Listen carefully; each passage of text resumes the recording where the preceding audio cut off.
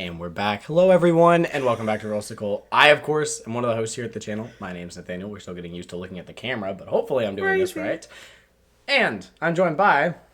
I'm Ashley. Hi, guys. Lovely co-host. I don't know. It feels weird to tell you to say hi when we're on the actual camera. Makes sense. This. But she's here. She exists. We exist. Rollsicle exists. We're still here and doing things. We're alive. So if you guys have been following Rollsicle lately, we have indeed picked up a Switch 2. In fact, the box for which is blurred back there in the background in our mess of a office/room here.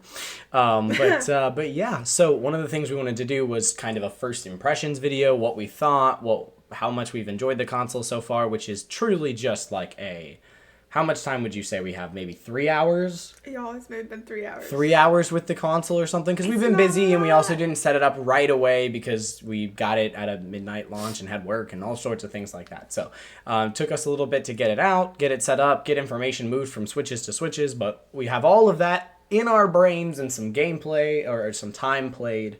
And yeah, so I think we're ready to jump in with our impressions. Woo! Ashley's got our notes. We're hoping to keep this one short. If it goes over 20 minutes, you can sue us. Please don't. Please don't. We have nothing for you to take. You can comment down in the comments below and be like, haha, you slowpokes. You guys ramble on, and I'm going to dislike the video. Please don't do that either. All right, what's our first thing? All right, we're going to start with just the Joy-Cons and, like, the feel of the console itself. Okay. All right, so console feel. It's a little bit larger this time. It is. It is. Especially if you didn't have an OLED. Yeah, because the OLED's a little larger than the base model. And then this is, I think, even larger than the OLED. Then the OLED is the base model. So it's definitely a big jump. It's big. Now, if you have like a Steam Deck or something like that, it might feel a little bit better if you prefer that size of a console. Now, it's not as thick as a Steam Deck. So if that's more what you enjoy, like the rounded nature, the kind of controller nature of it, you might not like that. It's not going to provide that much. But it does, like, the screen's a lot bigger. I don't think that, I mean, if you came from, like, a Switch Lite, whew, you're going to be jumping. Like, oh my God. I mean, because the Switch Lite screen is literally, like, this big. Yeah, it's itty-bitty. It's bigger than a DS and stuff from what we grew up with, but it's not a whole lot crazier. So, especially if you're coming from something like that, but even if you're base model, or even if you're OLED, this thing feels quite a bit bigger. It does. The Joy-Cons feel bigger. Which is nice. The console itself feels weightier, but not in like a you're going to get tired of holding it way. No. But it does feel weightier, almost like I know how expensive and fancy the Switch was when I first bought it. I was like, this is a $300 console. This is technology. But it kind of feels like you're holding a toy. Like with how light it is and the cut. Like I'm not coming at the colors of the Joy-Cons because I do think it's cool. But just it kind of feels like you're holding a dollar store kid's toy and the plasticky feel to it. And it feels like it's very fragile. And this doesn't give the same vibe to me. I do think if you drop it, it would break. Yeah. If you drop it too hard. But it feels solid. Yeah. It feels weighty. Like I said, the Joy-Cons are bigger. The screen itself is bigger. The thing itself is weightier. And it's got more of like a metallic-y weightiness feel. So something I'll say is that he said if it doesn't feel like you'd get tired of holding it, even though it is a little heavier. I played it in handheld. Oh, true. I don't have as much muscle as this man does. So like for a kid or even like someone who just isn't used to holding like very heavy things like with their wrists a lot, it can start to feel a little like fatigue almost. I didn't play it in handheld for very long, but I tended like you guys can't tell. I'm sitting with my knees kind of up right now on this chair. She does that a lot. I do. It's kind of how I typically sit. So I found myself like resting it on my legs a lot and playing it that way still in handheld mode. Just because that takes a lot of the pressure and a lot of the weight off my wrist. Which is more than fine. Just, be careful if you're doing that. Like, don't press into, because you can kind of naturally press into, lean into it. Don't do that, because you're going to break something, if you do that. But, I mean, it goes to say the same, like, if you're the type of person that likes to lay down and, like, hold things over your face, you're going to get tired of it. I don't have a very heavy phone, and I still drop that on my face if I do that for any long period of time. So obviously, just like with a Steam Deck or any other larger handheld console, yeah, if you're holding it up here the whole time, it's going to get pretty tiring. But I do think for like a car ride or if you're like at an airport and you're able to sit down and kind of like rest your hands on your legs or it makes it easier. Yeah, I don't think it's going to be too bad. So I do think that but I'm coming from a normal Switch. Like I'm coming from the base model Switch. Yeah. So it is quite the difference in heft. Yeah, that's true. So for me personally, because obviously this man and I are very different, but it's definitely heftier. Like, there is definitely more weight to it because it's a lot more metal than it is plastic this time around. All things considered, for me, that's kind of a pro. Yeah. Also, if you are in a place where you can put it down, previously, and I guess we'll get into a little bit more on the hardware side of things here, the kickstand on the original model is pretty crappy. The kickstand on the OLED's actually really nice, and I will say I do think this is kind of a downgrade, question mark. Just a bit. Because it's just like the U shape. It's not actually the full back that comes out for the kickstand, but it has just as much distance and versatility that you can place it. It does. So if you are in a place where you want to play handheld, but you want to just kind of set it down in front of you, use that kickstand, and then just hold the Joy-Cons, they weigh basically nothing. Oh, absolutely. No one, even a child, is going to get too tired of holding the just Joy-Cons. the Joy-Cons. Or even you put them in the controller thing, holding just the controller. Yeah, no. They're not inadvertently hefty, but it does feel solid. It does. does. It feels very solid. It feels very nice. And then we can just move straight into one less comment on the screen. Mm-hmm. It does not come with an OLED screen. True. It does have an LCD, but I just played our OLED that we owned last night.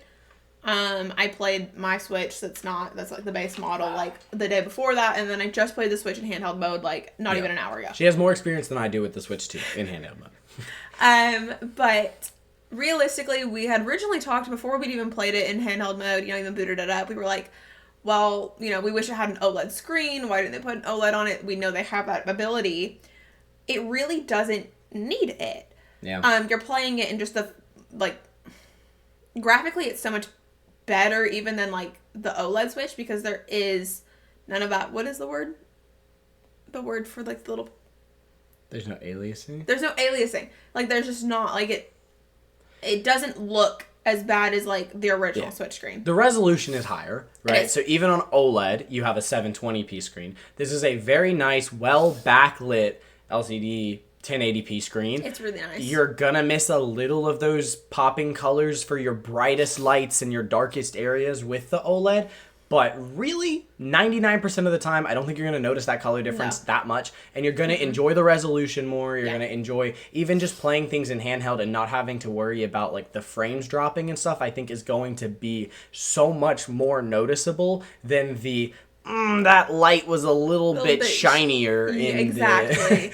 It's just on the OLED. Now, I wouldn't be surprised if down the line, I didn't mean to cut you off. No, you're okay. If down the line we do get an OLED model, but I would not be surprised at all if this was to help cut the price, because if I'm not mistaken, Nintendo sells their consoles at a profit, right? So they had to get this to a price where they could sell it at $450 and make money off of it. And I would imagine for the size and the resolution of the screen, getting an OLED probably bumped it to like they'd have to sell it for 500 base model or even maybe 550, and they're just not going to do that. They didn't want to do that, right? So I could totally see technology improves in 3 or 4 years down the line, mid generation we get an OLED release. I would not be surprised about that. No, not at all. But yeah, I mean, that's kind of all our opinions like on the screen and like just how the Switch feels in general, and then like we can move into more about the Joy-Cons. So the Joy-Cons obviously don't slide in like the OG does. They don't. They have this magnetic click that's just... Oh, it's nice. It's Y'all, a really if you nice... liked the click of the original... Yeah, if you felt like if it was satisfying to hear that little like of the click of the metal and the magnet is just chef's kiss. It is very nice. It's kind of addicting. If you go watch our unboxing of it, I'm pretty sure Nathaniel plays with it for like a solid 45 seconds of the video. No surprise there. Yeah. And it's obviously play with it for 5 minutes. All of the accessories are also magnetic based. When you put it in when you put it in your controller shape, it like clicks in. It's so nice. And you would think that you would be worried about like its little port that it goes into. Mm-hmm. You're really not, because you are lining everything up like with the plus and with the minus. Like everything is really well designed so that like you're not super worried about that. Mm-hmm. It does have mouse mode. The Joy-Con straps have a little pad on the bottom. You pop them in. Yeah. Magnetically. Mm-hmm. Love it. Super easy. And then you literally at any point, even without the little strap on it, the wrist strap, you can literally just take a Joy-Con. Yeah. Turn it sideways. Yeah. And start like using it like on your leg, on your desk or whatever. And the Switch, as long as you have the feature turned on, which is automatically turned on when you buy the Switch too. Yeah. But if you ever turn it off, it won't do this. It will automatically throw it into mouse mode. That is true. Like, and mouse mode is nice. Now, we haven't played a game in mouse mode, but we have felt the mouse mode, and I can imagine how that would work because, you know, it's a mouse. So it'll work like how the games play on PC, which allows you to use a mouse. I do like the way that the mouse that you're using, the joystick that's on it, works as your scroll wheel, which is really nice. And then it's just going to add a lot of versatility to games on the Switch 2, where they might be coming from PC and they were wanting to wait for a console port. Where you look at a game like Civ or any other top-down RTS style point-and-click game, even thinking like a Diablo, which I've only ever played on a console, so I'm running around with an analog stick. Well, the way those games were originally designed on PC is you click, your character goes there. You click, your character goes there. You click on an enemy, they attack, you know. And so being able to have that versatility is really, really nice. The Joy-Cons do feel solid. I don't love the idea of paying, what is it, like $90, $95? It is like $95. $95 for a set of Joy-Cons, but I will say they feel technologically advanced. They do, 100%. When I paid $70 or $75 for 2 of the original Joy-Cons, I kind of felt, once again, like I was buying like a kid's toy for way 100%. too much money. This feels like tech, you know. Absolutely. And as much as I don't want to spend that much and I'm not justifying the price, there's a lot baked into these. Absolutely. Now, we haven't felt really the HD rumble, or I should say we haven't noticed or like looked for it. But that's kind of a good thing, because the HD rumble is supposed to just kind of feel seamless. You're playing Mario Kart, you're going over something bumpy, it just kind of, you know, rumbles a little bit. And you feel that. You're going over something smoother, it rumbles just a little bit. You know, you get hit with the shell, it rumbles quite a bit for a moment. I'm sure we have felt it, but the fact that it's kind of just felt natural. Like, it just feels like what's supposed to be there. Yeah, we haven't played, we don't have the tech demo, and we don't have a game that's like gonna show us what it feels like. So that's okay. In terms of that, I would just say Joy-Cons right now are a massive plus. The biggest concern, and I will say this much, we have no experience with this. A lot of people don't have experience with this yet, but people have taken apart the Joy-Cons and have claimed that it is built analog stick wise basically the same way as the previous Joy-Cons, other than a few like thinner sheets of metal and stuff. Absolutely. Which means technically what people are thinking is it'll be just as susceptible to Joy-Con drift. I'm not sure if that's the case, because I do think the surroundings of it and stuff like that does matter. A lot of people are upset that they didn't go hollow effect, and most things aren't going hollow effect. I'm not as mad about that, because hollow effect uses magnets, so I imagine they couldn't do that, right? Because of the way that this inside of the magnetic. I'm sure that it probably messed up the way the magnetic field works when you have it so close to the magnets that attach the console. So I'm not really mad at them for that. No, but I do think only time's going to tell if the Joy-Con drift problem is as bad as it was for Switch 1. I mean, it was a plague of... I was watching a video earlier, and I think it said nearly 40% of Joy-Cons. Yeah. That's almost half, you know. All controllers have a chance to experience this drift, especially because we don't have hollow effect in most of them. And it's like 4%. You know, it's in those single-digit percentage of what you're going to experience, not 40%. So if it is a like pandemic to Joy-Cons like it was in the first Switch, we're going to have a huge problem. Absolutely. Now, Nintendo has already put out online and said they're going to do the whole fix it for free, send it into Nintendo thing, which I think is a good and bad sign, because it almost says they're expecting it. They know it's going to happen. But so at least the same offer is up there. But it is supposed to be an 8 to 14 day business day turnaround. Well, that could be 3 weeks, and we know that they're never as fast as they tend to say that they're going to be. That's a month that you might not have your Joy-Cons, so just keep that in mind. But another thing with the Joy-Cons and just connectivity is that, like, I mean, yesterday we booted the Switch up. We booted it up for the very first time, and we obviously played something on it, but we want to play together, so I used the Joy-Cons. Yep.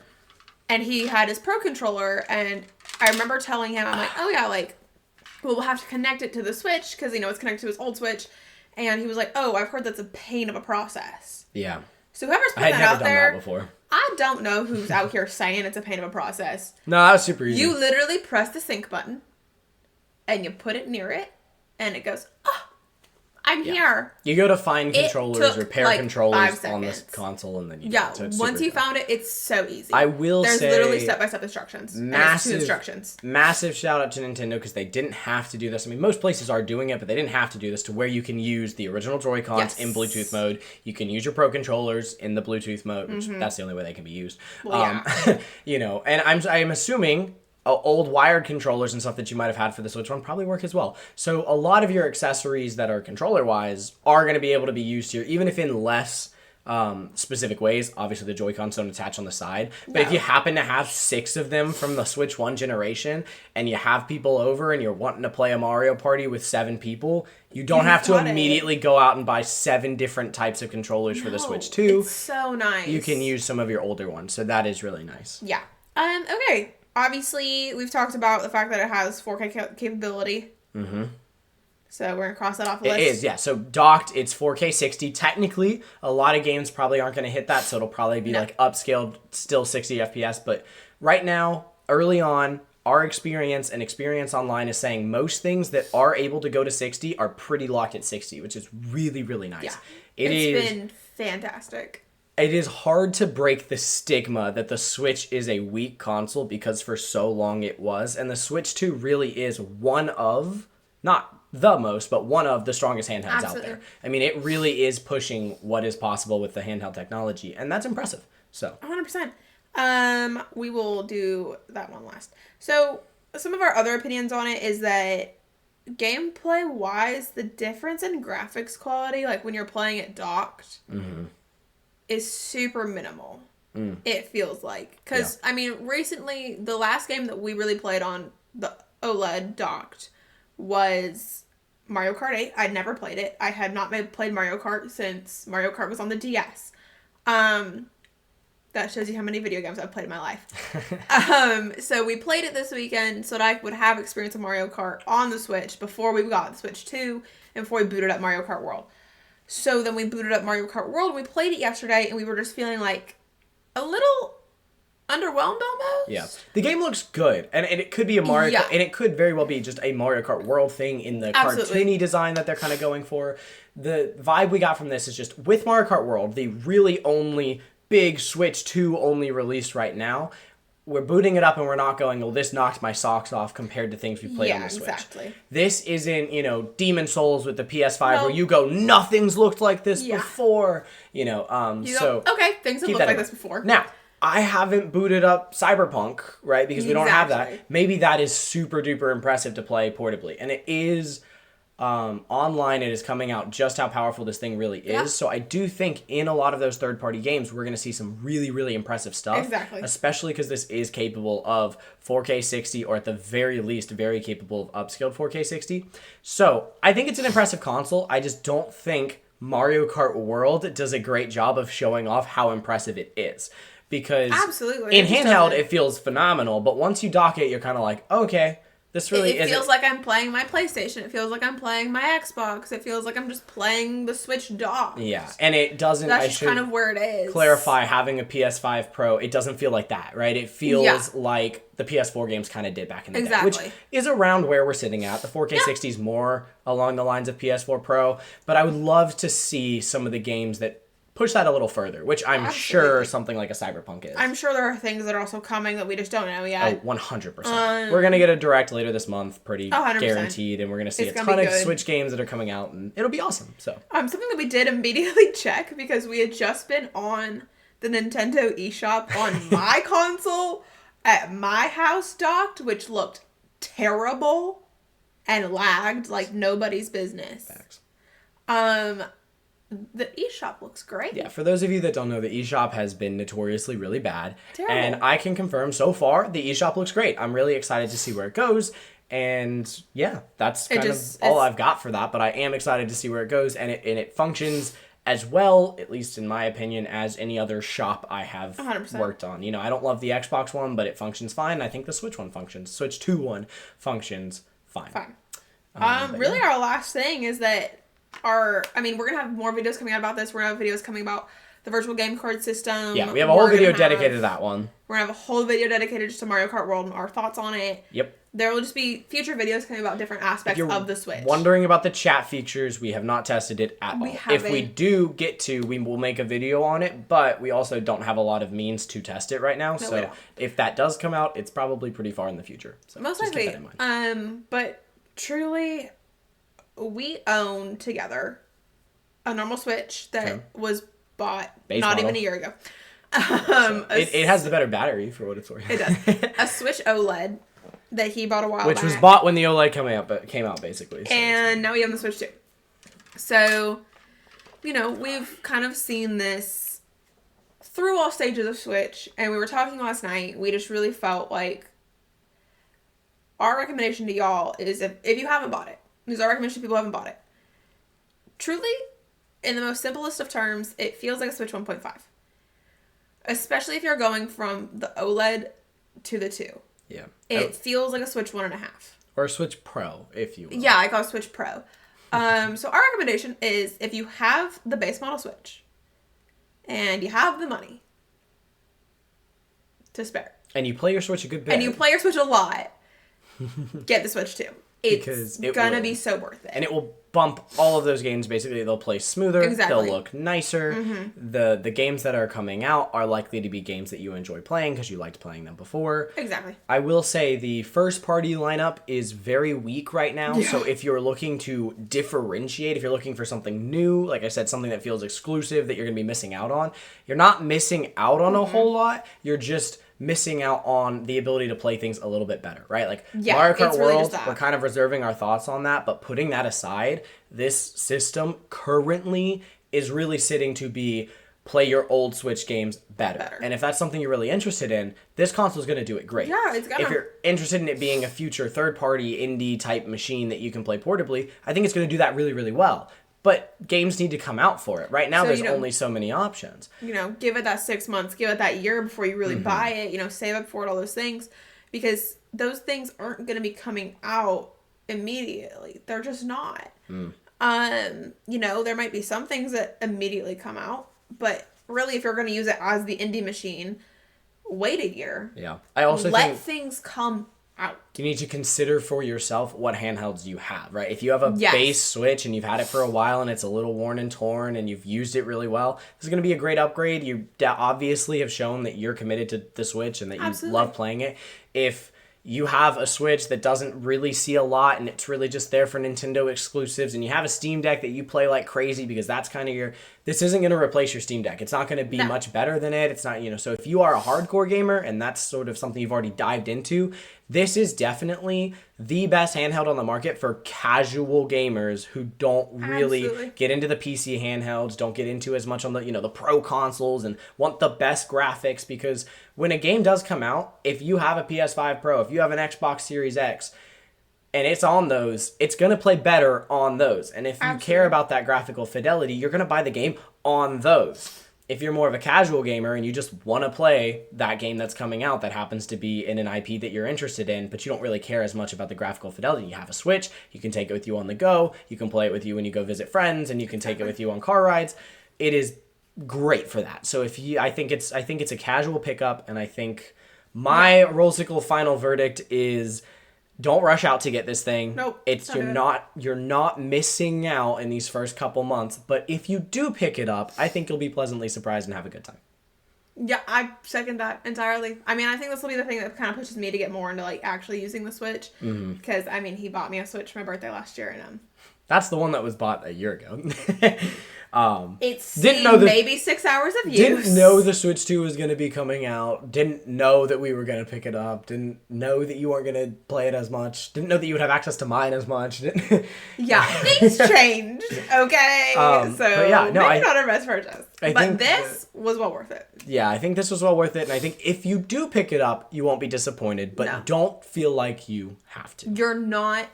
Like he said earlier, you're not missing out on anything special. Yeah, okay, Mario Kart World is out, but realistically, that's the only Switch 2 new game that's out. So if you're one of those people who, we didn't pick up a different PlayStation until the Pro until 6 months after it had been out. So realistically, don't give in to the FOMO. And only did so because of a great deal. A massive trade-in. But yeah, so anyways, that's sort of where we land. We wanted to let you guys know our first thoughts. If you guys have other thoughts, if you've gotten to play it, leave them down below. If you have questions, leave them down below. We'd be happy to answer anything that we can. We're going to have more information in the future, so if this comes out, you have a question that we couldn't answer in the video, we might be able to answer it by then. Also, if you enjoyed it, leave a like down below. Subscribe to the channel. We'd love to have you hang out for, we're putting out Switch stuff right now, but we've also got other video game things that come out on the channel. We've got Magic stuff that comes on the channel. We are a general channel of nerds that just like to share our nerdy culture with you guys. So we'd love to have you join that family. Yeah, so hit that subscribe button. I think that's everything. It should be. All right, well, we will see you guys in the next one. Until then, may those rolls be ever in your favor, and we'll see you guys next time. Peace Peace out. out. Bye, y'all.